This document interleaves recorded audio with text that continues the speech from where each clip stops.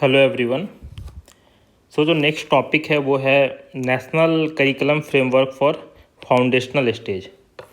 दोस्तों, national education policy जो है 2020 में रिलीज हुई थी, इसमें नेशनल करिकुलम फ्रेमवर्क की बात की गई थी और ये फ्रेमवर्क फाउंडेशनल स्टेज के लिए school education, teachers education plus adult education, इन सब के लिए नेशनल करिकुलम फ्रेमवर्क इंट्रोड्यूस किया जाएगा, ऐसा नेशनल एजुकेशन पॉलिसी में कहा गया था।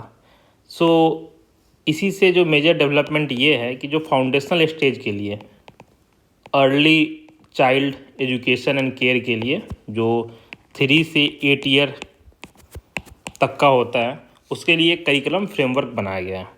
दोस्तों, ये जो फ्रेमवर्क है वो एनसीईआरटी ने बनाया है थ्रू एक्सटेंसिव कंसल्टेटिव प्रोसेस।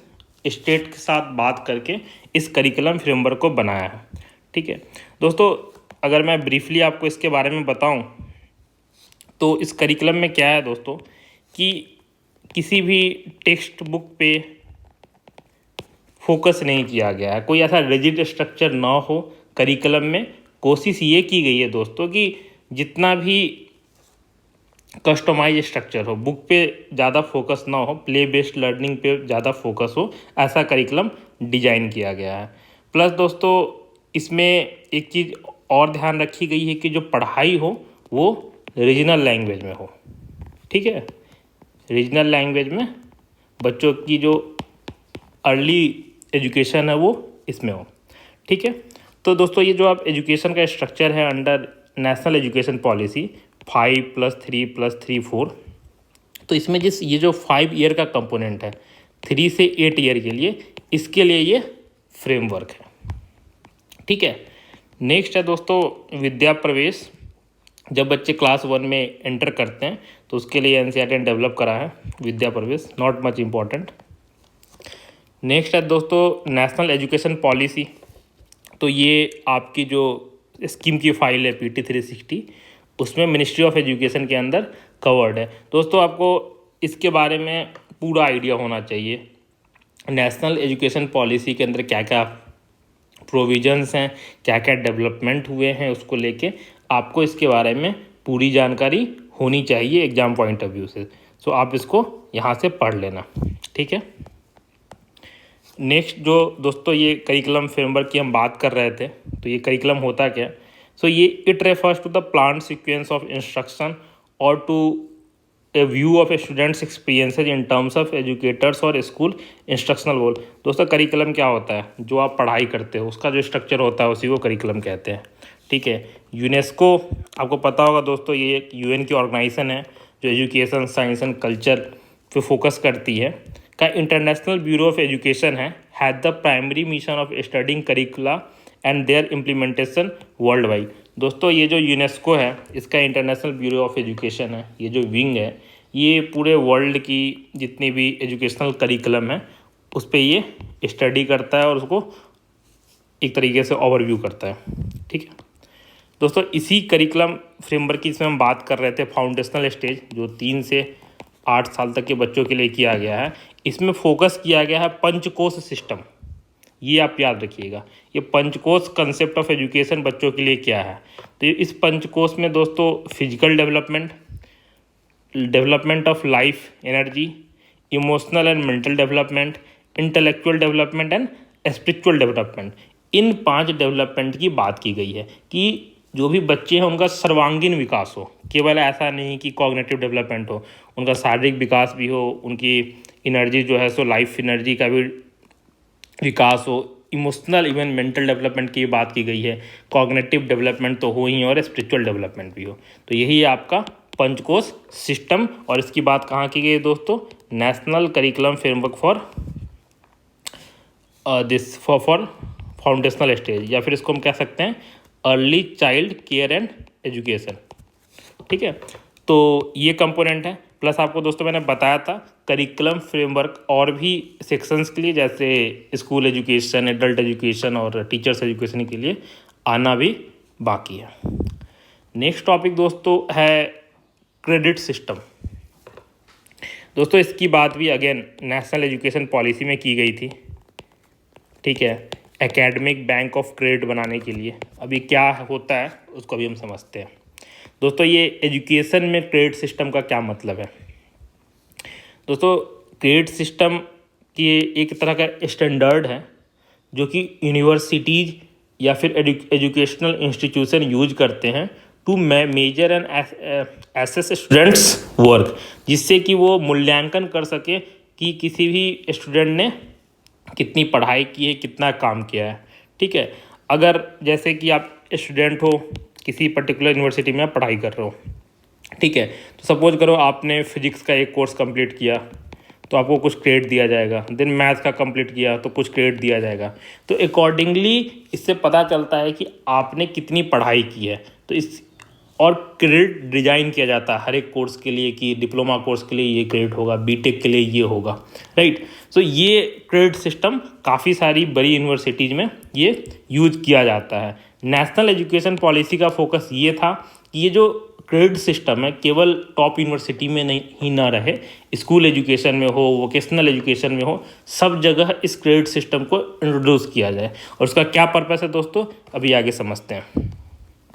ठीक है, अब यहाँ आप देख सकते हो credit is awarded to a learner, जो पढ़ाई करता है, in recognition of the verified achievement of the defined learning outcome. So जो भी उसने पढ़ाई की उसको उसके एवज में उसको क्रेडिट अवार्ड किया जाता है। ठीक है दोस्तों, जैसे हमने अभी फ्रेमवर्क देखा था, करिकुलम फ्रेमवर्क, ऐसे ही नेशनल क्रेडिट फ्रेमवर्क भी है। ठीक है, तो इसका जो ड्राफ्ट रिपोर्ट है, नॉट मच इम्पॉर्टेंट क्योंकि ये ड्राफ्ट स्टेज में है, बट मिनिस्ट्री ऑफ एजुकेशन ने इसको रिसेंटली रिलीज किया है। तो दोस्तों ये जो टर्मिनोलॉजी है नेशनल क्रेडिट फ्रेमवर्क, आपको पता होना चाहिए ये कि ये एजुकेशन से रिलेटेड है। आप इसमें कंफ्यूज मत होना कि ये कुछ फाइनेंस का मैटर है या कुछ इस तरह की चीज़ें हैं। ऑलवेज कीप इन माइंड कि it is related to education, national education policy में इसकी बात की गई थी। ठीक है, और दोस्तों इसमें इसको लेके एक ड्राफ्ट रिपोर्ट जो है रिसेंटली रिलीज की गई है। दोस्तों इंडियन कंटेक्स्ट में जो क्रेडिट सिस्टम है वो क्या है उस पर भी बात करते हैं। जैसा कि मैंने आपको पहले भी बताया है कि जो क्रेडिट सिस्टम का कंसेप्ट है वो इंडिया में कोई ऐसा नहीं है कि यूनिफॉर्म है, हर एक जगह पे नहीं है। जैसे कि स्कूल एजुकेशन में तो वहाँ इस तरह का कोई सिस्टम नहीं है। हायर एजुकेशन में जो सिस्टम है दोस्तों, चॉइस बेस्ड क्रेडिट सिस्टम है, जो कि यूजीसी जिसको रेगुलेट करती है। तो इसमें क्या है कि रिक्वायरमेंट है कि awarding a degree, diploma, certificate, तो आपको एक स्पेसिफिक नंबर क्रेडिट अर्न करना पड़ता है अगर आपको डिग्री चाहिए कॉलेज से। तो कुछ यूनिवर्सिटी दोस्तों इसको फॉलो करती है। मोस्टली जो टॉप यूनिवर्सिटीज होती हैं या फिर जो NIRF रैंकिंग में जिसको लिया जाता है, एक आप इस रैंकिंग के बारे में पढ़ लीजिएगा, NI national institution ranking framework जो है ये क्या होता है, मिनिस्ट्री ऑफ एजुकेशन इसको निकालती है। आप इसके बारे में डिटेल में पढ़ लीजिएगा। थर्ड है दोस्तों skill assessment matrix for vocational education of youth. तो AICTE दोस्तों, जो इंडिया में टेक्निकल एजुकेशन जितनी भी है, इंजीनियरिंग कॉलेज हैं, उसको यही बॉडी रेगुलेट करती है। ठीक है, AICTE। तो इसका भी एक तरह का क्रेडिट सिस्टम इन्होंने बना रखा है, skill assessment matrix for vocational advancement of youth. So vocational education के लिए ये सिस्टम है। UGC ने दोस्तों यूनिवर्सिटी और कॉलेज को कहा है कि आप एकेडमिक रिफॉर्म्स लाओ और ये जो क्रेडिट सिस्टम है, चॉइस बेस्ड क्रेडिट सिस्टम है, इसको आप इंट्रोड्यूस करो। ठीक है दोस्तों, ये इसको समझ लेते हैं कि ये वाला वोकेशनल एजुकेशन के लिए जो क्रेडिट सिस्टम है वो क्या है। Somewhere skill assessment matrix for vocational advancement of youth. तो अगेन आप जितने भी स्किल्स अर्न करते हो दोस्तों, एक तो हुई कि पढ़ाई आप फॉर्मल कॉलेज गए, वहाँ पे आपने इंग्लिश का कोर्स किया, फिजिक्स का कोर्स किया, ऐसे कुछ कोर्सेज करें, उसमें आपको क्रेडिट मिले, तो ये तो फॉर्मली रिकॉग्नाइज हो गया। बट दोस्तों आपने वोकेशनल एजुकेशन लिया है, आपने कुछ स्किल्स लर्न करी है, तो उसके लिए जो क्रेडिट सिस्टम है वो फॉर्मल एजुकेशन सिस्टम का पार्ट नहीं है। ठीक है, फॉर एग्जांपल दोस्तों ITI, तो ITI जो लोग करते हैं उनको माना जाता है कि ये जो ट्रेडिशनल एजुकेशन है उससे एक अलग की चीज़ है। बट एक्चुअली अगर आपको जो ITI हो या इस तरह की जो वोकेशनल एजुकेशन होती है वो आपके स्किल का इन्हांसमेंट ही करती है। ठीक है, तो उसको एसेस करने के लिए जो है skill assessment matrix for vocational education है और इसको AICTE ने बनाया है। ठीक है, तो दोस्तों it defines the rules for credit allotment under the national skill qualification framework NSQF regulatory framework है, while stating the credit assessment requirement for skill. तो दोस्तों ये NSQF है, उसको ये फॉलो करती है, उसमें जिस तरह जो भी गाइडलाइंस दी हुई है, एंड अकॉर्डिंगली क्रेडिट अलॉटमेंट होता है अंडर दिस फ्रेमवर्क समवेयर। ठीक है दोस्तों, ये तो आपने समझ लिया कि स्कूल एजुकेशन में जो क्रेडिट सिस्टम नहीं है, हायर एजुकेशन में है कुछ कॉलेजों में, और जो वोकेशनल एजुकेशन है उसके लिए ये फ्रेमवर्क है। तो दोस्तों ये हम बात क्यों कर रहे हैं इसकी कि नेशनल क्रेडिट फ्रेमवर्क का आइडिया फिर क्या है, ये तो आपने इसको समझ लिया, बट ये नेशनल क्रेडिट फ्रेमवर्क का आइडिया क्या है। आइडिया दोस्तों ये है कि जो स्कूल एजुकेशन हो या फिर ये कॉलेज का एजुकेशन हो या वोकेशनल एजुकेशन हो, इन तीनों को इंटीग्रेट किया जाए। कि जैसे कोई बच्चा कॉलेज कंप्लीट नहीं कर रहा है, वो स्कूल के बाद वोकेशनल एजुकेशन लेना चाहता है, तो ऐसा ना हो कि फिर बाद में वो कॉलेज रिटर्न ना हो पाए। क्योंकि आज अगर आप इंडिया के एजुकेशन सिस्टम को देखोगे दोस्तों, तो ये बहुत बड़ी प्रॉब्लम है।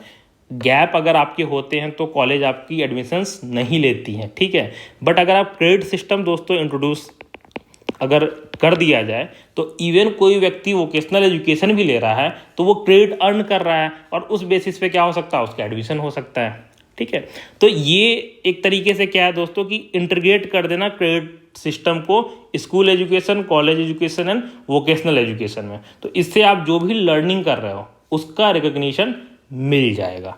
तो ये आइडिया है दोस्तों नेशनल क्रेडिट फ्रेमवर्क के पीछे। तो दोस्तों इससे कुछ फ़ायदा गवर्नमेंट को भी होगा, कुछ फ़ायदा लर्नर्स को भी होगा, कुछ फ़ायदा इंडस्ट्री को भी होगा। फॉर एग्जांपल अगर आप इंडस्ट्री की बात कीजिए तो उनके लिए सबसे बड़ा चैलेंज है कि जितने भी इंजीनियर्स कॉलेज से निकलते हैं उनके पास वो डिजायर्ड स्किल्स नहीं होती है जो कि इंडस्ट्री रेलिवेंट है। क्योंकि फोकस क्या होता है, केवल पढ़ाई पे, जो स्किल्स ज़रूरत है मार्केट रेलिवेंट वो उनके पास नहीं होती है। बट दोस्तों अगर इस तरह का क्रेडिट सिस्टम आ जाए तो जो वर्कफोर्स है हमारे जो जो यूथ हैं जो कॉलेज में स्किल्स नहीं सीख पा रहे हैं, they can go for vocational education, they can learn the skills, and वो इंडस्ट्री उनको हायर इस बेसिस पे कर सकती है। And if they want to go for again higher education, तो जो ऑलरेडी उन्होंने क्रेडिट अर्न कर रखा है उसके बेसिस पे वो अपनी आगे की पढ़ाई कर सकते हैं। तो this is what actually it gives the multiple entry and exit point. आपको जब पढ़ाई करनी है आप पढ़ो, जब आपको फॉर्मल एजुकेशन से बाहर जाके वोकेशनल एजुकेशन करना है आप कर दो। तो ये फ़ायदा है दोस्तों नेशनल क्रेडिट फ्रेमवर्क का। तो आई होप ये आपका क्लियर हो गया होगा। तो इसमें ज़्यादा से ज़्यादा आपसे जो सवाल पूछा जा सकता है वो ये कि ये है क्या फ्रेमवर्क। ठीक है, और आपको पता है कि कॉलेज में है ये सिस्टम, कुछ कॉलेजों में, सारे कॉलेज में नहीं है। वोकेशनल एजुकेशन में क्या है, और जो नेशनल क्रेडिट फ्रेमवर्क का जो आइडिया है कि सबको इंटीग्रेट करना। तो बस इतनी इन्फॉर्मेशन आपको पता होनी चाहिए। नेक्स्ट है दोस्तों higher education in regional language.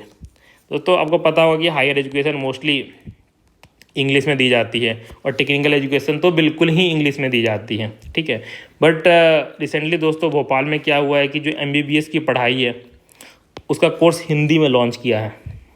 ठीक है दोस्तों, ये पॉसिबल कैसे होगा, उसके लिए आपको जितने भी जो टेक्स्ट बुक्स हैं, जो भी स्टडी मटेरियल हैं, उनका ट्रांसलेशन ज़रूरी है। प्लस दोस्तों मेडिकल टर्मिनोलॉजी में काफ़ी टेक्निकल वर्ड होते हैं, और आपको पता है कि ये मोस्टली जो मेडिकल और इंजीनियरिंग की बुक्स होती हैं ये मोस्टली फॉरेन ऑथर्स लिखते हैं, या इनका जो मोस्टली डेवलपमेंट हुआ है वो फॉरेन लैंड्स पे हुआ है। तो टेक्निकल टर्म इंग्लिश में होंगे, तो आपको टेक्निकल टर्म को हिंदी में ट्रांसलेट भी करना पड़ेगा। तो ट्रांसलेशन की समस्या है, और दोस्तों जो भी स्टडी मटेरियल है उसको इस तरीके से ट्रांसलेट किया जाए कि बच्चों को समझ में आए। तो ये पहला चैलेंज है जो रीजनल लैंग्वेज में, हायर एजुकेशन में रीजनल लैंग्वेज इंट्रोड्यूस करने से इंस्टीट्यूशन फेस करती है। तो स्टेप्स क्या क्या लिए गए हैं दोस्तों, इसके लिए वो देखते हैं। तो दोस्तों एक commission for scientific and technical terminology है। तो ये क्या करती है दोस्तों, पब्लिकेशन ग्रांट प्रोवाइड करती है कि जो यूनिवर्सिटी लेवल बुक है उनको रीजनल लैंग्वेज में पब्लिश किया जाए, तो इसके लिए ये ग्रांट प्रोवाइड करती है। दूसरा दोस्तों है नेशनल ट्रांसलेशन मिशन। तो इसको इम्प्लीमेंट जो है एक ये इंस्टीट्यूट है दोस्तों, इसको आप याद रखिए, central institute of Indian language, ये मैसूर बेस्ड है। और इसका काम है दोस्तों बुक्स का जो है अलग अलग भाषाओं में, मोस्टली ऑफिशियल्स लैंग्वेज जो है हमारे हैं भारत में जितने भी, या फिर 8th शेड्यूल के लैंग्वेज हैं, उसमें इसको ट्रांसलेट करना। ठीक है, तो ये नेशनल ट्रांसलेशन मिशन के अंतर्गत किया जाता है। और एक जो बॉडी मैंने पहले बताई, commission for scientific and technical terminology, तो ये क्या करती है कि जो यूनिवर्सिटी लेवल बुक्स हैं उसको रीजनल लैंग्वेज में ट्रांसलेट करने के लिए फंड देती है। ठीक है दोस्तों, सिमिलरली यूजीसी ने भी ऐसा कुछ प्रपोज किया है कि जो रीजनल लैंग्वेज में हायर एजुकेशन देंगे। ठीक है, तो इस तरह की कुछ चीज़ें हैं। फॉर एग्जांपल एक स्कीम चलाते हैं ये लोग, establishment of centre for endangered language in central university. Not much relevant, आपको ये पता होना चाहिए कि इस दोनों बॉडी के बारे में कि जो रीजनल लैंग्वेज में हायर एजुकेशन देने में कौन कौन सी ऐसी बॉडी है जो हेल्पफुल है। तो ये दोनों बॉडी दोस्तों इंपॉर्टेंट है। इसके बारे में देख लेते हैं दोस्तों। ये commission for scientific and technical terminology जो बात हमने करी, इसकी स्थापना दोस्तों 1961 में हुई थी। और इसका ऑब्जेक्टिव जो मैंने पहले भी बताया आपको, टेक्निकल टर्म्स जितने भी होते हैं, ठीक है, उसका इंडियन लैंग्वेज में ट्रांसलेशन करना, क्योंकि टेक्निकल टर्म का ट्रांसलेशन काफ़ी मुश्किल होता है। और दोस्तों इसकी मिनिस्ट्री आप याद रखो, तो ये ऑब्वियसली मिनिस्ट्री ऑफ एजुकेशन में ही आएगी। एंड मिनिस्ट्री ऑफ एजुकेशन में डिपार्टमेंट ऑफ हायर एजुकेशन के अंदर ये बॉडी आती है। दोस्तों इसने काफ़ी सारे डिक्शनरी या फिर टेक्स्ट बुक और इस तरह के बुक्स ये पब्लिश करते रहती है। ठीक है, जिससे कि जो आप टेक्निकल टर्म्स है उसका जो अलग अलग भाषा में जिन्होंने अनुवाद कर रखा है वो आप देख सकें। ठीक है, तो ये कुछ न्यूज़ में था, सो दैट्स वाई ये टॉपिक हमने डिस्कस करा। नेक्स्ट है दोस्तों नेशनल ट्रांसलेशन मिशन। अब मैंने पहले बताया आपको कि जो भी आपके टेक्स्ट बुक्स हैं वेरियस सब्जेक्ट्स की यूनिवर्सिटी और कॉलेज में, तो उनको जो सारे लैंग्वेज में जो लैंग्वेज हैं 8th शेड्यूल में उसमें ट्रांसलेट करना है। अब दोस्तों ये 8th शेड्यूल में लैंग्वेज कितने हैं? 2022। आपको पता है इंग्लिश में तो ऑलरेडी सारे टेक्स्ट बुक मोस्टली इंग्लिश में ही होते हैं। ठीक है, तो इनको जो 12 भाषाएं हैं जो 8th शेड्यूल का पार्ट है उसमें इसको ट्रांसलेट करना है अंडर नेशनल ट्रांसलेशन मिशन। और दोस्तों ये जो मिशन है उसको स्टार्ट किया गया था on the recommendation of national knowledge commission.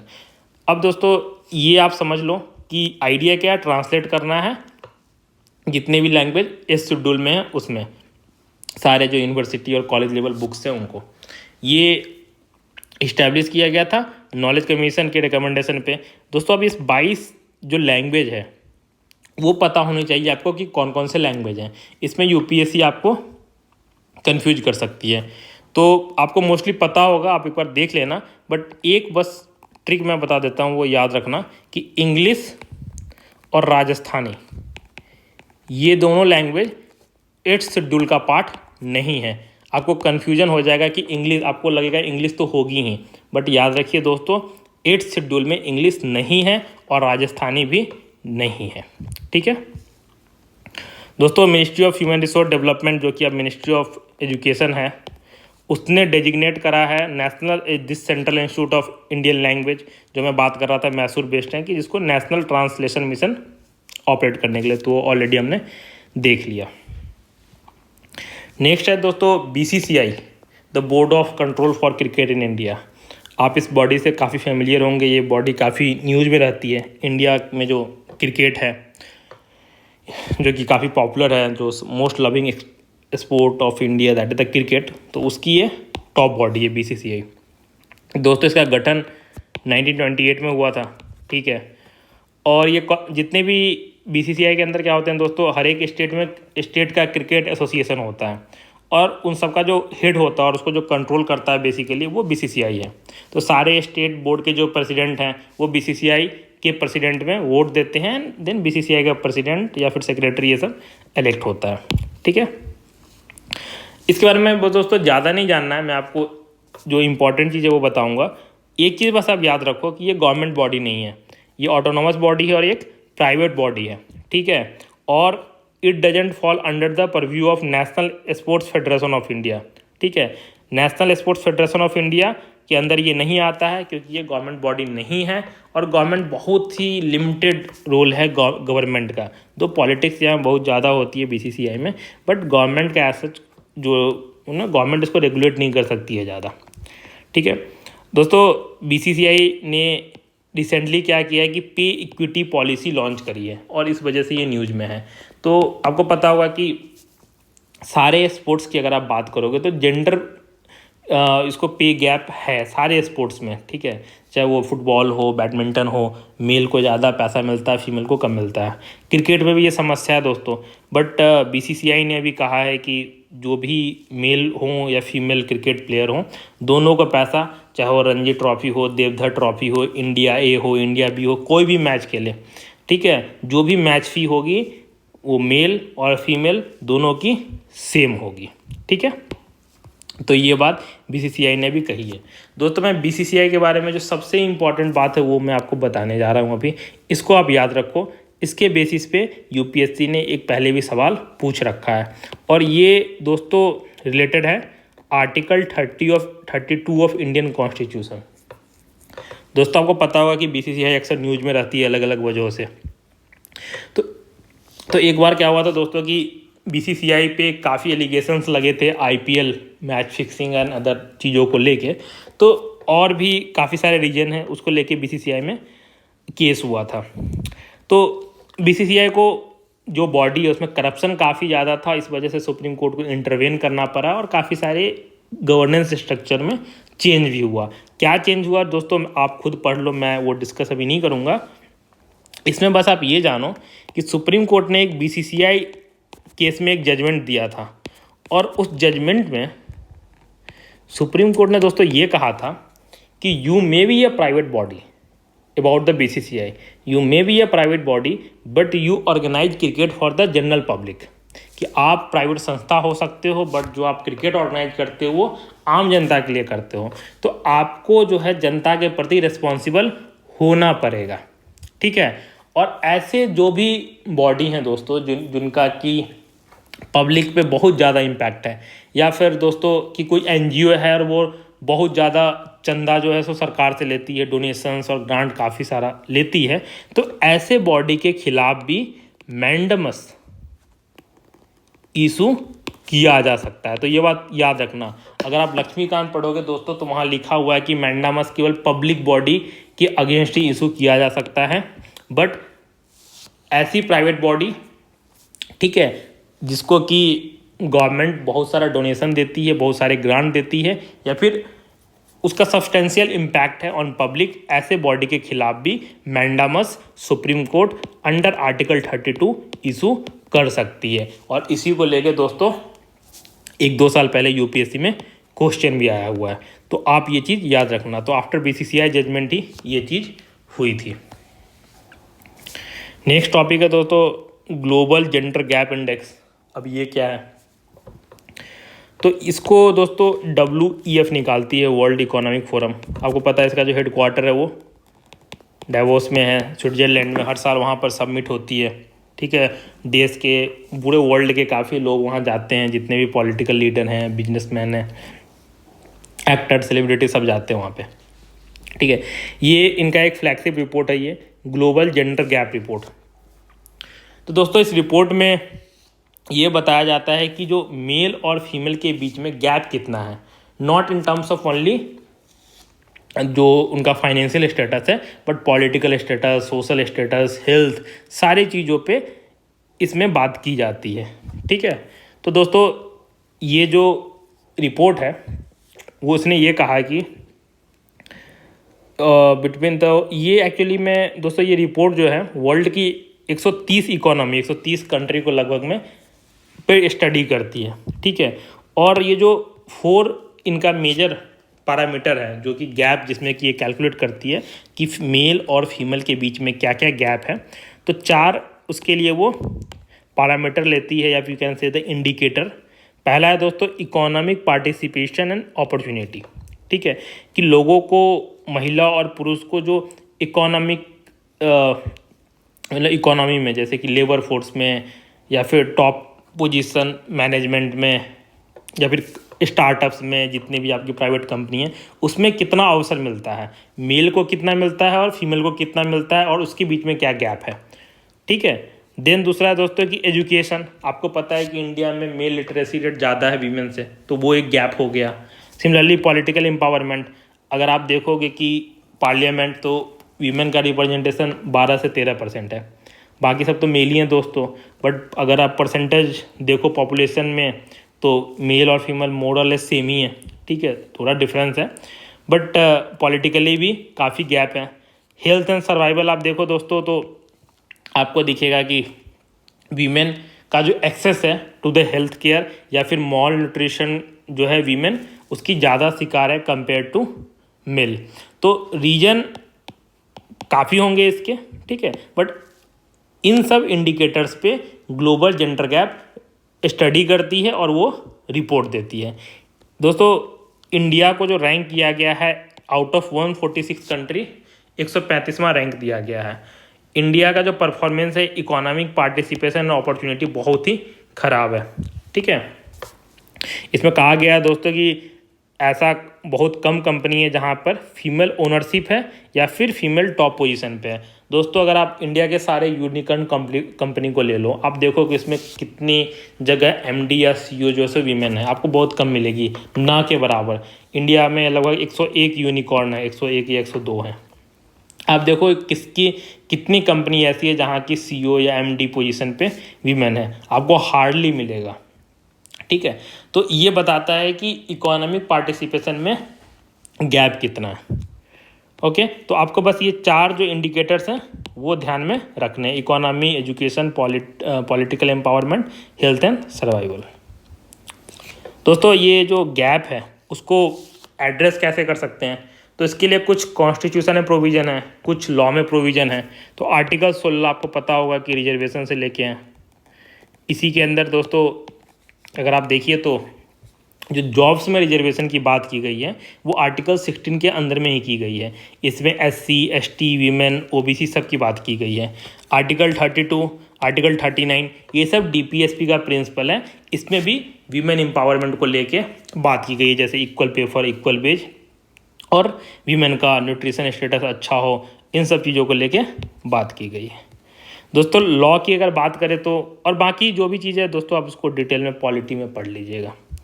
Law की बात करें दोस्तों तो पहला है मिनिमम वेज एक्ट, कि जो भी ऐसा नहीं होना चाहिए कि वीमेन काम कर रही है तो आप उसको कुछ भी पैसा दे रहे हैं। जो मिनिमम वेज एक्ट के अंदर मिनिमम वेज का प्रोविज़न है तो उतना आपको वीमेन को देना होगा। इक्वल रेन्यूमरेशन एक्ट, दोस्तों अगर कोई व्यक्ति है, कोई पुरुष है या फिर कोई महिला है, दोनों सेम काम कर रहे हैं, तो दोनों अगर सेम काम कर रहे हैं तो दोस्तों दोनों के लिए जो वेज होगा वो भी समान होगा, और ऐसा नहीं होगा तो ये इक्वल रेन्यूमरेशन एक्ट का वायलेशन है। ठीक है, तो इसके लिए भी एक प्रावधान रखा गया है। फिर दोस्तों कोड एंड वेजेज जो रिसेंटली अभी लॉन्च हुआ है उसके अंदर इन काफ़ी सारे लेबर लॉ को मर्ज किया गया है, और ये इंश्योर किया गया है कि जो वीमेन को और जो मेन को है तो सेम ही जो रेन्यूमरेशन है वो मिले। ठीक है, और वीमेन के साथ डिस्क्रिमिनेशन ना हो, इन सब की व्यवस्था की गई है। नेक्स्ट है दोस्तों मैटरनिटी बेनिफिट अमेंडमेंट एक्ट। दोस्तों ये मैटरनिटी का जो प्रोविज़न है वो कॉन्स्टिट्यूशन में भी है। ठीक है, और इसमें आर्टिकल 43 में इसकी बात की गई है मैटरनिटी की, 42 या 43 में की गई है, आप उसको देख लेना। दोस्तों इंडिया में जो सबसे बड़ी प्रॉब्लम क्या होती है कि जो रिप्रोडक्शन का जो वर्क है वो वीमेन का है। ठीक है, और वो क्योंकि वही कर सकती हैं तो इसकी वजह से उन्हें दोस्तों वर्क फोर्स से बाहर जाना पड़ता है, उन्हें जॉब छोड़नी पड़ती है, उन्हें अपने कैरियर के साथ सेक्रीफाइस करना पड़ता है, क्योंकि जो केयर जो एक तरीके से आप समझिए रिप्रोडक्शन हो या फिर जो केयर वर्क है उन्हें ही करना पड़ता है। ठीक है, बट दोस्तों गवर्नमेंट एक लॉ लेके आई मैटरनिटी बेनिफिट एक्ट। इसके अंदर उन्होंने ये मैंडेट करा है कि कंपनी जो भी प्राइवेट कंपनी है या फिर पब्लिक एंटरप्राइज हो, प्राइवेट हो, गवर्नमेंट हो, हर जगह महिला जब भी प्रेग्नेंट होती है तो उसको 2-3 महीने की छुट्टी मिलेगी। इसको बढ़ा के दोस्तों लगभग अब 6 मंथ कर दिया गया है। 2017 में एक अमेंडमेंट हुआ था ऐसा दोस्तों इसलिए किया गया कि वीमेन आसानी से जब प्रेग्नेंट हो तो वो अपने बच्चों का भी ख्याल रख सके और उसको जॉब सिक्योरिटी की चिंता ना हो, क्योंकि 6 महीने में जब उसकी छुट्टी ख़त्म होगी तो वो फिर से जॉब ज्वाइन कर सकती है। और दोस्तों ये जो छुट्टी उसको मिलेगी वो पेड लीव होगी। ऐसा नहीं होगा कि उसको कोई इस बीच में पैसा नहीं मिलेगा। 6 महीने की जो उसकी पूरी छुट्टी होगी वो पेड लीव होगी। ठीक है, तो ये प्रोविज़न भी किया गया। सिमिलरली दोस्तों मनरेगा में भी वीमेन को लेके एक है कि 33% जो रोज़गार मिलना चाहिए वो वीमेन को ही मिलना चाहिए। अगर आप रिपोर्ट्स देखो मनरेगा की तो 40 से 50% दोस्तों जो मनरेगा की बेनिफिशियरी हैं वो वीमेन ही हैं। तो ये सब कुछ स्टेप्स हैं दोस्तों जो जेंडर वेज पे गैप है या फिर जेंडर गैप इन जनरल है उसको फिल करने के लिए इस तरह के कुछ प्रोविज़न है। नेक्स्ट है दोस्तों इक्वल पे इंटरनेशनल कोलिशन। ये क्या है? एपिक। तो दोस्तों इस तरह का एक ग्रुप है, ग्रुपिंग है इक्वल पे इंटरनेशनल। ये कमिटेड है कि जेंडर पे गैप को रिड्यूस करने के लिए equal pay for equal back for equal work across all country and sector. सारे कंट्री में हर एक सेक्टर में इक्वल काम के लिए इक्वल पैसा मिले, मेल को या फीमेल को। दोस्तों ये जो इंटरनेशनल कोलिशन है ये it is led by ILO, that is labour organisation, international level organisation, then UN women and OECD, organisation of economic and development corporation जो है OECD। तो ये है। तो दोस्तों आप एक बस में रफ आइडिया रखिए कि ILO, UN women and OECD इस कोलिशन को लीड करती है। और आइडिया क्या है दोस्तों कि जेंडर पे गैप है उसको कम करना है। तो आप ILO, OECD के बारे में थोड़ा थोड़ा पढ़ लेना इकोनॉमी में। ठीक है। नेक्स्ट है दोस्तों न्यूट्रिशनल सिक्योरिटी इन इंडिया। जैसा कि मैंने आपको पहले ही बताया कि जेंडर दोस्तों ये ग्लोबल हंगर इंडेक्स में इंडिया की जो पोजीशन है वो अच्छी नहीं आई है, रैंकिंग अच्छी नहीं आई है। तो इंडिया में क्या है दोस्तों कि फूड सिक्योरिटी तो इंडिया में मोर और लेस गवर्नमेंट अचीव कर चुकी है, बट न्यूट्रिशनल सिक्योरिटी अचीव नहीं कर पाई है। इसके पीछे रीज़न क्या है दोस्तों कि मैंने पहले भी आपको NFSA के बारे में बताया है, नेशनल फूड सिक्योरिटी एक्ट। तो इसके अंदर दोस्तों फूड ग्रेन्स का प्रोविज़न है। लोगों को मोस्टली अगर आप देखोगे PDS के अंदर, पब्लिक डिस्ट्रीब्यूशन सिस्टम के अंदर राइस या फिर वीट मिलता है, बट दोस्तों पल्सेज, कोर्स ग्रेन या और भी जो इस तरह के फूड प्रोड्यूस हैं या ऐसे फूड प्रोडक्ट्स हैं जिसमें कि मिनरल्स या विटामिन्स हो जो कि प्रोटीन का सोर्स है वो नहीं मिल पाता है। ठीक है, इस वजह से क्या है इंडिया में दोस्तों फूड सिक्योरिटी तो है, खाना तो मिल रहा है बट न्यूट्रिशन नहीं मिल रहा है। ठीक है, तो ये एक प्रॉब्लम है। तो इसको लेके कुछ फाइंडिंग्स उसको देखते हैं। So with a 6-fold increase in food grain production India has become, India food exporter है, 9th largest exporter of agriculture produced in the world. ये है दोस्तों NFSA एक्ट में बात फूड एंड न्यूट्रिशनल सिक्योरिटी दोनों की गई है, but nutritional security government achieve नहीं कर पाई है due to social and economic disparities. Nutrition specially in the women and children are still immense challenge. दोस्तों जो कुपोषण का जो सबसे ज़्यादा शिकार है वो या तो महिला है या फिर बच्चे हैं। क्योंकि दोस्तों केवल फूड मिलने से काम नहीं होगा, आपको फूड की जो मात्रा है आप जो कंज्यूम कर रहे हो वो एक बैलेंस डाइट होना चाहिए। उसमें हर चीज़ होना चाहिए, उसमें कार्ब्स भी होना चाहिए, उसमें विटामिन भी होने चाहिए अलग अलग तरीक़ों की, फिर उसमें प्रोटीन भी होनी चाहिए, सारे तरह के मिनरल्स होने चाहिए जिसको कि आप कंज्यूम करोगे तो आपका ऑलराउंड डेवलपमेंट होगा। केवल राइस खाने से या फिर वीट खाने से आपका न्यूट्रिशन का जो प्रॉब्लम है वो सॉल्व नहीं होगा। ओके, तो दोस्तों गवर्नमेंट इसके लिए कर क्या रही है मैं आपको बता देता हूँ, पहले भी डिस्कस किया है। तो जो पोषण अभियान है जिसको कि अभी पोषण 2.0 फिर से लॉन्च किया गया है, ये गवर्नमेंट न्यूट्रिशनल सिक्योरिटी इम्प्रूव करने के लिए ये स्कीम चला रही है। 1 सितंबर का महीना भी होता है जिसको गवर्नमेंट पोषण माह या पोषण मंथ के रूप में सेलिब्रेट करती है। ठीक है दोस्तों, ग्लोबल हंगर इंडेक्स इसी की मैं बात कर रहा था। तो ये 2 इंस्टीट्यूट हैं, concern world wide and world hunger life, ये दोनों इंस्टीट्यूट इसको निकालते हैं ग्लोबल हंगर इंडेक्स को। और ये सारे कंट्री का परफॉर्मेंस मेजर करते हैं 4 पैरामीटर पे।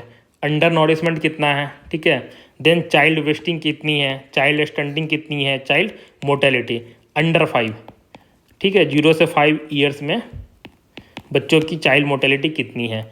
चाइल्ड स्टंटिंग दोस्तों क्या होता है कि आपकी जो हाइट है वो नॉट अकॉर्डिंग टू एज, मतलब आप 12 साल के हो गए बट आपकी हाइट जो है सो 6 साल के बच्चे की तरह लगती है, तो उसको चाइल्ड स्टंटिंग कहते हैं, स्टंटेड चिल्ड्रन। चाइल्ड वेस्टिंग क्या होती है दोस्तों कि आपकी जो हाइट है उस हिसाब से आपका वेट नहीं है, ठीक है, जैसे कि आप बहुत पतले हो बट आपकी हाइट बहुत ज़्यादा है बट आपका वेट उतना ज़्यादा नहीं है, तो इसको चाइल्ड वेस्टिंग या फिर वेस्टेड चाइल्ड कहते हैं। अंडर नॉरिशमेंट दोस्तों क्या होता है कि ये केवल चाइल्ड के लिए नहीं निकाला जाता है, इन जनरल पॉपुलेशन के लिए, कि जो पूरी पॉपुलेशन इन जनरल है उसके अंदर कितना जो लेवल ऑफ मॉल न्यूट्रिशन है वो कितना है। तो इन चारों पैरामीटर को दोस्तों एडअप किया जाता है and then global hunger index निकाला जाता है। इंडिया की रैंकिंग काफ़ी ख़राब आई है इस साल और इंडिया को सीरियस कैटेगरी में डाल दिया गया है। तो मैंने पहले भी बताया था कि गवर्नमेंट ने इसको लेके काफ़ी हंगामा किया है, कहा है कि ग्लोबल हंगर इंडेक्स जो है उसकी मेथडोलॉजी है वही ख़राब है, उन्होंने ठीक से नहीं करा, तो एक कंट्रोवर्सी है, but we will not go into that. Just concentrate कि उसके अंदर कौन कौन से ऑर्गेनाइजेशन है और किस बेसिस पे वो ये इंडेक्स निकालती है। नेक्स्ट है दोस्तों हिडन हंगर। दोस्तों ये बताया जाता है, ये टर्म यूज किया जाता है डिस्क्राइब करने के लिए कि जो विटामिन एंड मिनरल डेफिशिएंसी है, ठीक है, तो hidden hunger is due to what, lack of nutritional security, इसको you can say nutritional insecurity, कि आप खाना तो खा रहे हो बट आपके खाने में एडिक्वेट न्यूट्रिशन नहीं है, ठीक है, तो ये प्रॉब्लम हिडन हंगर की प्रॉब्लम इंडिया में काफ़ी ज़्यादा है, ठीक है। पहले तो दोस्तों क्या होता है कि आपको एक तो होता है कि एक्सेस का प्रॉब्लम है कि आपको, जैसे कि मैं पीडीएस की ही बात कर रहा हूँ, आपको वहाँ पल्सेज नहीं मिलते हैं, आपको वहाँ एग्स नहीं मिलते हैं, जो प्रोटीन का सोर्स है वो वहाँ पे आपको नहीं मिल पाता है, ठीक है। दूसरा दोस्तों, अगर आपके पास एक्सेसिबल है, आपके पास सारी चीज़ें आपको पता भी हैं, फिर भी लोगों को नहीं पता है कि किस तरीके से फूड को कंज्यूम करना चाहिए, जो बैलेंस डाइट क्या होता है इसके बारे में लोग अवेयरनेस उतनी नहीं है, तो that is also one of the reason of hidden hunger in India. So every second child of preschool age and 2 out of 3 women of reproductive age across the world are plagued by hidden hunger. तो देखो दोस्तों, एक Lancet magazine है health के field में, health care के field में बहुत ही प्रतिष्ठित मैगजीन है, इसने ऐसा कह रखा है कि जो प्री स्कूल एज के जो का हर एक दूसरा बच्चा, मतलब 50%, और हर एक 3 में से 2 औरत जो है जो रिप्रोडक्टिव एज की है वो जो है हिडन हंगर की शिकार है। तो इतनी जो है सो सीरियस स्थिति है दोस्तों हिडन हंगर को लेके।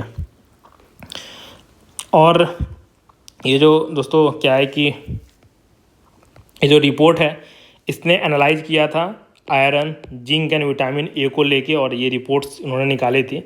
लैंसेट ने ये कहा था दोस्तों कि साउथ एशिया और सब सहारन अफ्रीका और पैसिफिक रीजन की जो कंट्रियां हैं दोस्तों, साउथ एशिया जिसमें कि इंडिया भी है और सब सहारा अफ्रीका, ये रीजन दोस्तों ऐसे हैं जहाँ पे ये हिडन हंगर की प्रॉब्लम सबसे ज़्यादा है। दोस्तों यूनिसेफ की रिपोर्ट आई थी कि 80% लोग जो एडोलेसेंट हैं, जो किशोर हैं इंडिया में, ठीक है, जो 10 से 18 साल के बीच के हैं, वो भी हिडन हंगर का शिकार है, ठीक है। तो ये हिडन हंगर की प्रॉब्लम दोस्तों इतनी बड़ी है इंडिया में। मैंने आपको पहले ही बताया था दोस्तों, ये जो पोषण अभियान चलाया जा रहा है वो मॉल न्यूट्रिशन से फाइट करने के लिए चलाया जा रहा है, ठीक है। इसके बारे में आपके PT 365 जो स्कीम का है, ministry of human and child development, इसके अंदर आप सारे प्रोविज़न पढ़ लेना। पोषण 2.0 के बारे में आप पढ़ लेना कि उसमें क्या क्या चीज़ मर्ज किया गया, जैसे ICDS उसके अंदर मर्ज कर दिया गया है, तो आप उसको डिटेल में पढ़ लेना। नेक्स्ट है दोस्तों ईट राइट इंडिया मूवमेंट। तो ये मूवमेंट FSAI, ठीक है, तो ये चलाती है, ये जो ऑर्गेनाइजेशन है ये फूड स्टैंडर्ड्स को के लिए जो भी फूड के क्या स्टैंडर्ड होने चाहिए उसको रेगुलेट करती है, ठीक है, गवर्नमेंट की बॉडी है। तो ये ईट राइट इंडिया कैंपेन दोस्तों चलाती है कि सही भोजन एंड बेहतर जीवन। दोस्तों ये जो बॉडी है FSSAI, ये ministry of health and family welfare के अंदर आती है, ठीक है, स्टैट्यूटरी बॉडी है दोस्तों ये, ठीक है, इसका एक पर्टिकुलर एक्ट भी है। तो ये through this eat right India movement के थ्रू ये हेल्दी ईटिंग अप्रोच को प्रमोट करती है, जिससे कि जो आपको बीमारी हो कम हो, आप ज़्यादा फिट रहें, तो इसके लिए ये काम कर रही है। दोस्तों आइडिया सेम ही है कि इंडिया में जो मॉल न्यूट्रिशन की प्रॉब्लम है, ठीक है, न्यूट्रिशनल इनसिक्योरिटी की प्रॉब्लम है, उसको उससे फाइट किया जा सके। दूसरा दोस्तों है फूड फोर्टिफिकेशन। ये भी एक तरीका है मॉल न्यूट्रिशन से फाइट करने का, कि आप जो भी दोस्तों खाते हैं उसको फोर्टिफाई किया जाए, उसमें विटामिन्स मिला दिए जाएँ, उसमें मिनरल्स मिला दिए जाएँ, जिससे कि आप जो भी कंज्यूम करते हो तो आपको विटामिन, मिनरल्स, प्रोटीन एक्स्ट्रा ये सारी चीज़ें आपको मिल जाएँ। तो दोस्तों it is a process of adding micro nutrients, ठीक है, जिससे कि आपको इनफ विटामिन्स जो भी आपको ज़रूरत है वो फूड कंज्यूम आप करते हो उसके थ्रू मिल जाए। सो फूड मैन्युफैक्चरर्स और गवर्नमेंट इसको करती है। तो एज पर WHO और FAO fortification refers to practice of deliberately increasing the content of essential micronutrient, vitamin and mineral, ठीक है, इन अ फूड, कि अगर आप कुछ भी कंज्यूम कर रहे हो उसमें कुछ एडल्ट्रेशन, कुछ मिलावट की जाएगी, जिससे कि क्या होगा दोस्तों, मिलावट मतलब ये नहीं कि रॉन्ग सेंस में, उसको इनरिचमेंट किया जाएगा, उसमें और भी जो कुछ विटामिन एंड मिनरल्स मिलाए जाएंगे, जिससे कि आप वो कंज्यूम करो तो आपको बैलेंस डाइट मिले, ठीक है। तो ये आइडिया फूड फोर्टिफिकेशन का। तो आपने सुना होगा कि फोर्टिफाइड राइस और फिर वीट ये भी PDS के अंदर दिया जा रहा है, जिससे कि ये मॉल न्यूट्रिशन के प्रॉब्लम को टैकल किया जा सके, ठीक है। अब देखो दोस्तों ये जो फूड फोर्टिफिकेशन है ये भी काफ़ी न्यूज़ में रहता है, क्योंकि ऐसा कहा गया है कि इसमें भी काफ़ी प्रॉब्लम होती है, फोर्टिफाइड फूड जो है हेल्थ के लिए अच्छा नहीं होता है, तो वो कंट्रोवर्सी चलती रहती है। बट अपने को क्या समझना है कि फूड फोर्टिफिकेशन होता क्या है, उसका क्या पर्पस है, ठीक है। नेक्स्ट है दोस्तों मिड डे मील स्कीम। तो मैंने आपको पहले ही बताया, इसका नाम चेंज करके PM पोषण कर दिया गया है, ठीक है। इस स्कीम को मिनिस्ट्री ऑफ एजुकेशन में डिटेल में बताया हुआ है, आप वहाँ से इसको पढ़ लो। नेक्स्ट है दोस्तों मिशन इंद्रधनुष। तो इसमें क्या है दोस्तों, आइडिया ये है यूनिवर्सल इम्यूनाइजेशन। भारत में जितने बच्चे दोस्तों पैदा होते हैं उनको कम से कम 12 तरह के टीके दिए जाएं, जिससे कि ये जो बच्चे होते हैं जो 12 तरह की बीमारियां हैं, आप पढ़ लेना इंद्रधनुष के अंदर कौन कौन सी के जो डिजीज़ हैं वो कवर हैं, तो उनसे उनको बचाया जा सके, ठीक है। जैसे उसमें काला जार है, JE है और पोलियो है, इन सब की वैक्सीन्स दी जाती है। तो आप इसके बारे में again ministry of health and family welfare के अंदर ये कवर्ड है, आप इसके सारे प्रोविज़न को डिटेल में वहाँ से कवर कर लो। नेक्स्ट है दोस्तों central drugs standard control organisation. अब ये क्या है दोस्तों, ये जो बॉडी है वो जो भी इंडिया में कॉस्मेटिक्स है, फार्मास्यूटिकल्स, मेडिकल डिवाइसेज, जितने भी दवाएं बनती हैं उसकी ये सबसे टॉप बॉडी है, रेगुलेटरी बॉडी है, ठीक है। ये सेंट्रल ड्रग अथॉरिटी है, और इसको जो दोस्तों ये जो बनाया गया है वो under drug and cosmetic act, ठीक है। इसके अंदर ये बॉडी जो स्टैट्यूटरी बॉडी, जो रेगुलेटरी बॉडी है वो आती है, central drugs standard control organisation. ये रेगुलेटरी बॉडी है जो कि जितने भी आपकी दवाई मैन्युफैक्चर होती है, ठीक है, मेडिकल डिवाइसेज मैन्युफैक्चर होते हैं, उसको ये रेगुलेट करती है। सो गवर्नमेंट ने रिसेंटली अनाउंस किया है कि all medical devices including implants and contraceptives को भी रिव्यू करने का पावर ये जो CDSO है दोस्तों उसको दे दिया जाए, ठीक है। इंडिया में दोस्तों जो ड्रग रेगुलेशन इकोसिस्टम है वो क्या वो समझते हैं। तो इसका जो ओरिजिन है दोस्तों, ये जो एक्ट है ड्रग एंड कॉस्मेटिक एक्ट, उससे ड्रग का जो को कैसे इंडिया में रेगुलेट किया जाता है, तो इसका प्रोविज़न इस एक्ट के अंदर में दिया हुआ है। दोस्तों आपको पता होगा कि जो ड्रग्स होते हैं, काफ़ी सारे ड्रग्स इसेंशियल ड्रग्स होते हैं। अगर प्राइवेट कंपनी इसको मैन्युफैक्चर करे और जो मन में आए उस तरह हाइयर प्राइस पे बेचने लगे, तो ये एक्सेसिबल सबके लिए नहीं होगा। तो इसलिए गवर्नमेंट क्या करती है कि इसको रेगुलेट भी करती है, ठीक है। जैसे एक ऑर्गेनाइजेशन है दोस्तों NPPA, national pharmaceutical pricing authority. तो इसके थ्रू दोस्तों ये जो भी प्राइसेज होते हैं ड्रग्स के, मेडिकल ड्रग्स के, उसको भी रेगुलेट करती है।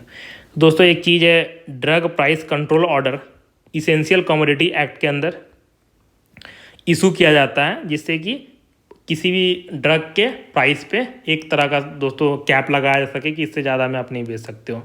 ठीक है दोस्तों, national list of essential medicine होती है कि ये सब एसेंशियल मेडिसिन है और वो सब कुछ drug price control under order के अंदर आता है कि कुछ जितनी भी एसेंशियल मेडिसिन है उस पर प्राइस कैप लगाया जा सकता है। ठीक है, तो दोस्तों ये इसका मुद्दा है जो ड्रग रेगुलेशन का।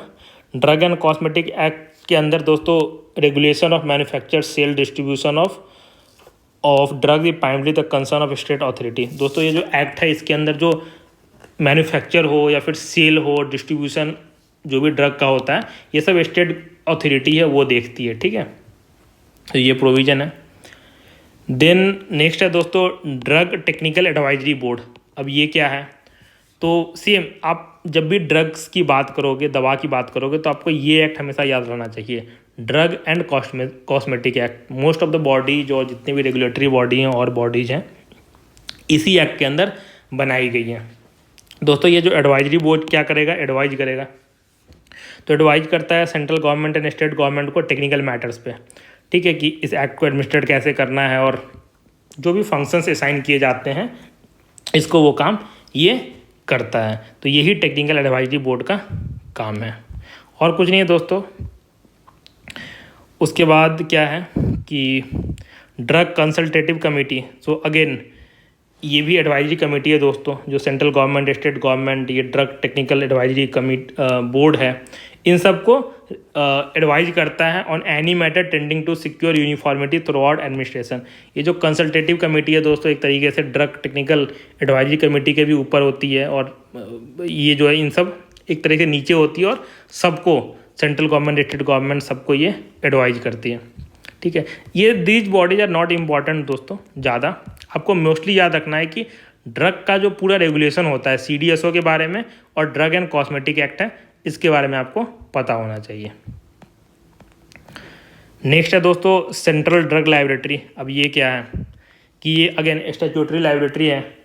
ठीक है, और ये जो ड्रग एंड कॉस्मेटिक एक्ट है 1940 का, उसी के अंदर ये लाइब्रेटरी भी है।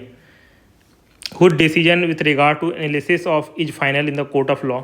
तो ये दोस्तों किसी भी ड्रग पे स्टडी करती है और अपनी फाइंडिंग्स देती है। ठीक है, तो जब भी इवन गवर्नमेंट को या फिर कोर्ट्स को भी किसी ड्रग पे करवाना होता है कि ये इस ड्रग में मिलावट तो नहीं है, तो जनरली ऐसी लाइब्रेटरी में भेजा जाता है। ठीक है दोस्तों, कभी भी आपको पता होगा कि ये शाहरुख खान का जो लड़का है आर्यन खान, उसको पुलिस ने वो जो पकड़ लिया था नारकोटिक्स ब्यूरो वालों ने, NCB ने, और उसके पास कुछ ड्रग्स मिले ऐसा उन्होंने कहा था। तो अब वो ड्रग्स सही में ड्रग्स हैं या नहीं, तो कहीं तो जांच में जाना चाहिए। तो ये जो बॉडी है ना सेंट्रल ड्रग लाइब्रेटरी, ऐसी जगह ही भेजा जाता है और चेक किया जाता है कि ये सही में ड्रग है या नहीं। ठीक है, और फिर उसको इसकी रिपोर्ट को कोर्ट में ये फर्नेस किया जाता है, जिससे पता चलता है, अकॉर्डिंगली कोर्ट जो है सो अपना माइंड मेकअप करती है कि ओके क्या डिसीजन देना है, जो भी है। नेक्स्ट है दोस्तों कि ये एक माशेलकर कमेटी है। माशेलकर कमेटी, तो ये कमेटी दोस्तों डील करती है कि बनाई गई थी SS का कि रेगुलेटरी इंफ्रास्ट्रक्चर जो है ड्रग्स कंट्रोल करने को लेके और ड्रग्स बनाने को लेके और जो भी सब स्टैंडर्ड ड्रग्स हैं उनका जो प्रोडक्शन है और इन सब चीज़ों को लेके एक कमेटी बनाई गई थी। तो इसने कहा था कि हमारे जो रेगुलेटरी सिस्टम है, ठीक है, उसमें कुछ प्रॉब्लम है क्योंकि जो हमारा ड्रग कंट्रोल का जो इंफ्रास्ट्रक्चर है वो उतना एडिक्वेट नहीं है। तो जो CDSO है उसमें कुछ चेंज होने चाहिए, इसको लेके इस कमेटी ने बोला था। सिमिलरली दोस्तों रंजीत रॉय चौधरी कमेटी भी ऐसे ही बनी थी। इसका भी उद्देश्य ये था कि नया ड्रग को अप्रूवल कैसे देना है, क्लिनिकल ट्रायल और इस तरह की जो चीज़ें हैं, इस पे जो रेगुलेटरी बॉडी, अगेन CDSO ही रेगुलेटरी बॉडी है। ठीक है, सेंट्रल ड्रग वाली जो बॉडी थी, तो इसमें क्या क्या चेंजेस होने चाहिए, अगर ड्रग को अप्रूवल देना है तो किस किस तरह के टेस्ट करना है, क्लिनिकल ट्रायल को अप्रूव देना है तो क्या क्या चीज़ों का ध्यान रखना है, उसको लेके दोस्तों ये कमेटी बनाई गई थी। तो आप याद रखो कि जब भी ड्रग रेगुलेशन का जो फ्रेमवर्क है उसको स्ट्रेंथन करने के लिए माशेलकर कमेटी और रंजीत रॉय चौधरी कमेटी बनाई गई थी। ठीक है दोस्तों,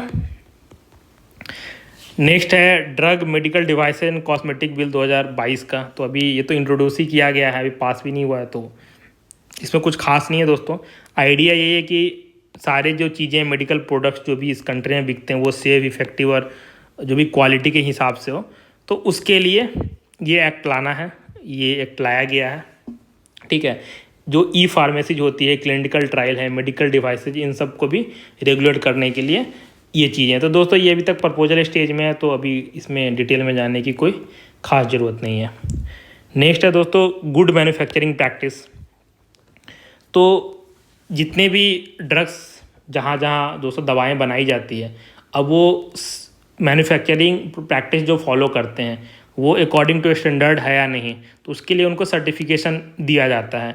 तो इंडिया में भी देखिएगा दोस्तों, तो सर्टिफिकेशन काफ़ी सारे जहाँ से भी ड्रग प्रोडक्शन होता है ऐसे लेबोरेटरी को या फिर ऐसे फैक्ट्री को दिया जाता है। आइडिया क्या है दोस्तों कि रिस्क जितने भी इन्वॉल्व हैं जो ड्रग प्रोडक्शन में, जो फार्मास्यूटिकल प्रोडक्शन में, उसको मिनिमाइज कैसे किया जा सके। ठीक है, और ये इंश्योर करता है कि जो प्रोडक्ट है वो कंसिस्टेंटली प्रोड्यूस हो और क्वालिटी में कोई कंप्रोमाइज़ नहीं हो। WHO जो है दोस्तों, वर्ल्ड हेल्थ ऑर्गेनाइजेशन, इसको लेके गुड मैन्युफैक्चरिंग प्रैक्टिस को लेके इसने काफ़ी सारे गाइडलाइंस हैं, वो डिटेल गाइडलाइंस इंट्रोड्यूस कर रखे हैं। ठीक है, नेक्स्ट है दोस्तों स्वच्छ सर्वेक्षण। आपको पता है कि जो स्वच्छ भारत मिशन है, पहले तो आप इसके बारे में डिटेल में पढ़ लेना ये क्या है। ठीक है, स्वच्छ भारत मिशन का 2.0 भी लॉन्च हो चुका है, तो ये भी है दोस्तों। ये जो स्वच्छ भारत में साफ़ सफाई जो सरकार करवाती है सबसे, तो अब साफ़ सफाई कितनी हुई नहीं हुई, तो सर्वे तो होना चाहिए ना, तब तो पता चलेगा कि हाँ सही में कितना क्लीन हुआ है इंडिया। तो दोस्तों उसको लेके एक सर्वे होता है, उसको कहते हैं स्वच्छ सर्वेक्षण। तो दोस्तों ये अर्बन एरिया में भी होता है और रूरल एरियाज में भी होता है, ग्रामीण क्षेत्रों में भी होता है। तो दोस्तों ये जो मिनिस्ट्री ऑफ जल शक्ति है वो ये काम करती है ग्रामीण एरिया में, और ये जो मिनिस्ट्री है, ministry of housing and urban affairs, ये करती है स्वच्छ सर्वेक्षण अर्बन एरियाज में। ठीक है दोस्तों, ये मिनिस्ट्री ऑफ जल शक्ति के अंदर भी एक मिनिस्ट्री है, उसको कहते हैं डिपार्टमेंट है, department of drinking water and sanitation. तो एक्चुअली ये काम करती है। ठीक है, ये पर्टिकुलर डिपार्टमेंट रिस्पॉन्सिबल है स्वच्छ सर्वेक्षण करवाने के लिए। ठीक है, कि कितना ज़्यादा क्लीननेस हुआ है और भी कौन सा स्टेट टॉप कर रहा है, कौन सा जिला टॉप कर रहा है। ठीक है, तो इन सब चीज़ों को लेके सर्वे होते रहता है। अब सर्वे की क्या मेथोडोलॉजी है दोस्तों, ये सब जानने की जरूरत नहीं है। नेक्स्ट है दोस्तों कि ये जो अर्बन एरिया में मिनिस्ट्री ऑफ अर्बन डेवलपमेंट इसको करती है, एंड जो रूरल एरियाज में ये काम ड्रिंकिंग वाटर एंड सैनिटेशन करती है। क्वालिटी काउंसिल ऑफ इंडिया जो है दोस्तों, जो भी ये सर्वे हो रहा है उसकी रिस्पॉन्सिबिलिटी है कि असेसमेंट को सही तरीके से हो रहा है नहीं, इसको ध्यान में रखें। ठीक है, नेक्स्ट है जो दोस्तों वो ये है। ओके दोस्तों, मैंने यहाँ पे आपको एक बताया है, जस्ट मैं इसको करेक्ट कर लूँ। ये जो सर्वे होता है, नहीं सही है। ठीक है, नेक्स्ट है दोस्तों रेट्रोफिट टू ट्विन पिट अभियान। ठीक है, अब दोस्तों ये क्या है, आपको पता है कि जो भी ये गवर्नमेंट ने स्वच्छ भारत मिशन के अंदर काफ़ी सारे टॉयलेट्स बनाए थे। ठीक है, उसके लिए गवर्नमेंट ने काफ़ी सारे लोगों को पैसा दिया है कि आप बनाओ, घर में टॉयलेट बनाओ। दोस्तों ये जो टॉयलेट होता है इसको ऑपरेट करने के लिए, क्योंकि जितने भी आपके जो फीकल स्लज हैं, जो भी आपके मलमूत्र हैं, वो बाथरूम से निकल के कहीं गड्ढे में जाएंगे। ठीक है, अब ये जब गड्ढा लोग भर जाता है तो काफ़ी लोग ऐसे होते हैं कि इसको फिर साफ़ करवाते हैं, एंड देन वो प्रोसेस कंटिन्यू रहता है। दोस्तों आइडिया क्या है कि एक और आप गड्ढा खोद दो, और जब ये गड्ढा भर जाए मलमूत्र से, तो आपका जितना भी आप क्या करो, इसका ट्रांसफ़र आप दूसरे गड्ढे में कर दो। तो जब तक दोस्तों ये गड्ढा भरेगा, तब तक इस गड्ढे में जो मलमूत्र है वो आपका एक तरीके से ऑर्गेनिक फर्टिलाइज़र में कन्वर्ट हो जाएगा, और जिसको कि आप यूटिलाइज कर सकते हो एग्रीकल्चर में। ठीक है, तो आइडिया ये है दोस्तों कि जो भी फीकल स्लज है उसका जो है सो सेफ डिस्पोजल हो सके। ये आइडिया है इस मिशन का, रेट्रोफिट टू ट्यून पिट अभियान। तो आप एक पिट नहीं 2 पिट खोदो टॉयलेट में, एक भर जाए तो साफ मत करवाओ, उसको रहने दो, उसको खाद बनने दो और तब तक दूसरे गड्ढे को भरने दो और उस खाद का यूज़ दोस्तों आप एग्रीकल्चर पर्पस या और भी पर्पस के लिए कर सकते हो। तो ये है आइडिया। नेक्स्ट है दोस्तों स्वच्छ जल से सुरक्षा। ये दोस्तों ये भी स्कीम जो है ना मिनिस्ट्री ऑफ जल शक्ति ही चलाती है, ठीक है। ये भी जो स्कीम है दोस्तों अगेन मिनिस्ट्री ऑफ जल शक्ति है वही चलाती है इसको भी, और उसके अंदर अगेन ये जो डिपार्टमेंट ऑफ ड्रिंकिंग वाटर है वो इसको करती है। दोस्तों इसमें क्या है कि वाटर क्वालिटी अच्छा हो, इस पर फोकस किया गया है। तो ये clean and safe drinking water पे फोकस करती है और also help to monitor the quality of water supply to. ग्रामीण क्षेत्रों में जो दोस्तों वाटर सप्लाई हो रहा है उसकी क्वालिटी भी अच्छी हो, तो ये जो है सो इस मिशन का लक्ष्य है, ठीक है। नेक्स्ट है दोस्तों बेटी बचाओ बेटी पढ़ाओ स्कीम। तो मैंने आपको इस बारे में पहले ही बताया दोस्तों कि ये जो स्कीम है इसमें 3 मिनिस्ट्री इन्वॉल्व है, ठीक है। और आइडिया क्या था दोस्तों इस स्कीम का कि चाइल्ड सेक्स रेशियो है उसको बढ़ाना है, ठीक है। अब वो स्कीम कितनी सक्सेसफुल हुई है क्या नहीं हुई है, आप इस गवर्नमेंट स्कीम का जो डॉक्यूमेंट है उसमें वीमेन एंड चाइल्ड डेवलपमेंट उसके अंदर इसको डिटेल में पढ़ लो। नेक्स्ट है दोस्तों लर्निंग लॉस। अब ये क्या है, आपको पता है दोस्तों कोविड की वजह से क्या हुआ था कि बच्चे स्कूल जाना बंद कर दिए, और जब बच्चे दोस्तों 1-2 साल तक स्कूल नहीं जाएंगे और उनके पास ऑनलाइन एजुकेशन की फैसिलिटी भी नहीं है तो क्या होगा कि जो भी वो पढ़े वो भूल जाएंगे। इसी को लर्निंग लॉस कहते हैं, ठीक है। दोस्तों इसको लेके एक रिपोर्ट रिसेंटली निकाली गई है, वर्ल्ड बैंक, यूनेस्को और यूनिसेफ ने निकाली है। रिपोर्ट का टाइटल है learning losses what to do after a heavy cost of Covid on children youth and future productivity. तो आप दोस्तों बस ये याद रखो कि ये जो रिपोर्ट है world bank, UNESCO and UNICEF ने निकाली है, इसमें इंडिया पे भी कमेंट किया गया है कि कितना लर्निंग लॉस हुआ है। और दोस्तों ये जो सजेशन ये है कि जितना जल्दी से जल्दी आप बच्चों को स्कूल में दोबारा ला सको उतना ज़्यादा अच्छा होगा बच्चों के लिए, ठीक है। दोस्तों इसमें एक और बात की गई है कि जो लर्निंग लॉस हुआ है उसकी वजह से क्या होगा, इंडिया के जीडीपी में हाईएस्ट डिक्लाइन होगा इन साउथ एशिया। साउथ एशिया में जो दोस्तों 7 कंट्री है उसमें इंडिया सबसे ज़्यादा, इंडिया की इकोनॉमी और इंडिया की जो जीडीपी है उसको सबसे ज़्यादा नुकसान होगा ये लर्निंग लॉस की वजह से। ये ऐसा एडीबी बैंक ने कहा है जो एशियन डेवलपमेंट बैंक है, ठीक है। नेक्स्ट है दोस्तों हंगर हॉट स्पॉट्स रिपोर्ट। अब ये क्या है दोस्तों, ये रिपोर्ट FAO जो फूड एंड एग्रीकल्चर ऑर्गेनाइजेशन है और वर्ल्ड फूड प्रोग्राम इसने निकाली है। दोस्तों आपको इस ऑर्गेनाइजेशन के बारे में पता होना चाहिए कि फूड एग्रीकल्चर ऑर्गेनाइजेशन ये करती क्या है, इसका जो हेडक्वार्टर है वो रोम में है, ठीक है। ये 2-3 और भी रिपोर्ट निकालती है, जैसे कि एक सोफी रिपोर्ट है state of food food and nutrition करके एक रिपोर्ट ये निकालती है। तो आप इसके बारे में पढ़ लेना इन डिटेल कि FAO कौन कौन से रिपोर्ट्स निकालती है, ठीक है। दोस्तों ये जो रिपोर्ट निकाली है इसमें इसने एक जो आउटलुक है वो दिया है कि फूड इनसिक्योरिटी और हंगर कितना है, ठीक है। और इसने ये कहा है कि food crisis is tightening it's grip in 19 hunger hot spot. जो मेजर कंट्री हैं जहाँ पे कि हंगर की समस्या सबसे ज़्यादा है वहाँ पे फूड क्राइसिस और बढ़ रहा है। तो दोस्तों ये जो Afghanistan, Ethiopia, Nigeria, south Sudan, Somalia, Yemen, यहाँ पे ये समस्या सबसे ज़्यादा है। दोस्तों आप इस कंट्री के नाम देखो, अगर आप इस कंट्री के बारे में थोड़ा भी जानते हो आपको समझ में आ जाएगा यहाँ पे हंगर क्यों है। अफगानिस्तान में दोस्तों वायलेंस होते रहता है, तालिबान ने कब्जा कर रखा है। साउथ सूडान, सोमालिया, येमेन, ये सब मोस्टली ऐसे रीजन है दोस्तों जहाँ पे कि कन्फ्लिक्ट हमेशा होते रहता है, और जहाँ भी कन्फ्लिक्ट रिडन जोन होता है जनरली दोस्तों वहाँ पे फूड की समस्या तो हमेशा रहती हैं, ठीक है। और भी कंट्री जैसे DRC, हैती, केनिया, यहाँ पे भी ये समस्या जो 19 हंगर हॉट स्पॉट है ना, यही 19 हंगर हॉट स्पॉट है। आप बस दोस्तों इसमें ये याद रखो कि फूड एंड एग्रीकल्चर ऑर्गेनाइजेशन ने वर्ल्ड फूड प्रोग्राम में इसको रिलीज करा है, ठीक है। दोस्तों पाकिस्तान भी ना ये इसका सामना करने वाला है, क्योंकि आपको भी पता है कि पाकिस्तान भी वर्स्ट इकोनॉमिक क्राइसिस से गुजर रहा है, ठीक है। नेक्स्ट है दोस्तों global status report on physical activity 2022। अब ये क्या है दोस्तों, ये रिपोर्ट जो है सो WHO ने रिलीज करी है, ठीक है, अगेन वर्ल्ड हेल्थ ऑर्गेनाइजेशन ने। और ये तो मूल्यांकन करेगी जो कि global action plan on physical activity है ठीक है, उसको ये मूल्यांकन करके इस रिपोर्ट में कहा गया है कि फिजिकल एक्टिविटी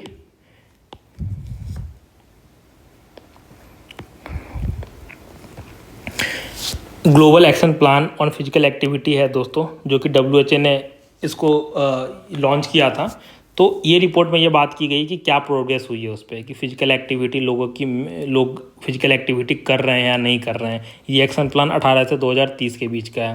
तो दोस्तों जो फाइंडिंग्स ये है कि 80% जो किशोर लोग हैं, 27% जो एडल्ट हैं, ठीक है, तो वो इतना जो रिकमेंडेड लेवल है फिजिकल एक्टिविटी का, वो काम जो WHO ने कहा है वो उतना नहीं करते हैं। ये फाइंडिंग्स हैं दोस्तों। इसमें बस आपको ये समझने की ज़रूरत है कि ये जो global action plan on physical activity ये किसने लॉन्च करा, तो आप याद रखो WHO, ठीक है, या फिर global status report on physical activity किसने लॉन्च करा है, रिलीज किया है WHO।